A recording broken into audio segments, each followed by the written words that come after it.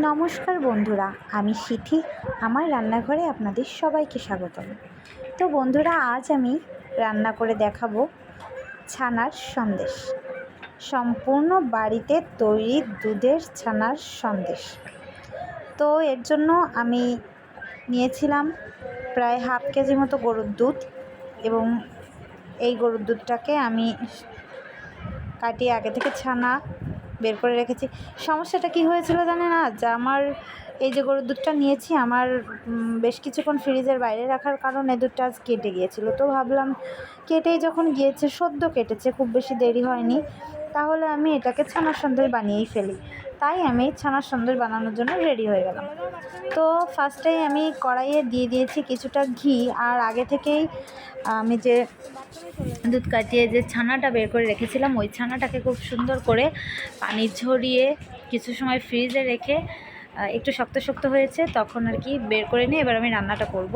তার জন্য আমি কড়াইয়ে দিয়ে দিয়েছি ঘি, এবং তারপরে দিয়ে দিলাম ছানা।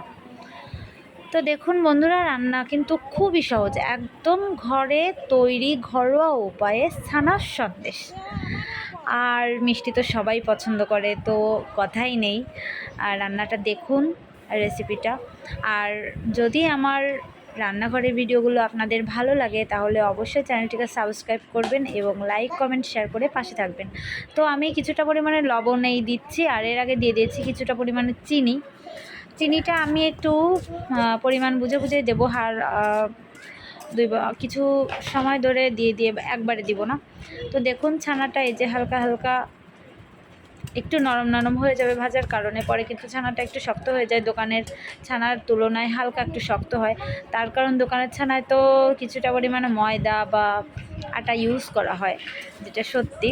কিন্তু আমি এখানে আজ কোনো ময়দা বা আটা ইউজ করিনি, সম্পূর্ণ পিওর ছানার সন্দেশ, আর একদম পিওর গরুর দুধের ছানার সন্দেশ। তো দেখুন বন্ধুরা, আমি আবারও একটু চিনি অ্যাড করেছি, আর সবশেষে আমি হালকা পরিমাণে এলাচের গুঁড়ো অ্যাড করে দেবো। ব্যাস, আমার ছানার সন্দেশ রেডি হয়ে যাবে।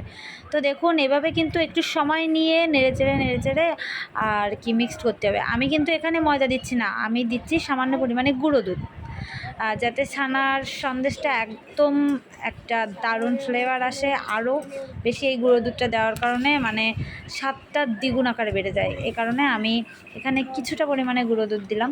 তো দেখুন বন্ধুরা, আর আপনি যদি আপনার ছানার সন্দেশটাকে নরম করতে চান, তাহলে অবশ্যই কিছুটা পরিমাণে ময়দা আপনার ব্যবহার করতে হবে, তাহলে ছানার সন্দেশটা নরম হবে।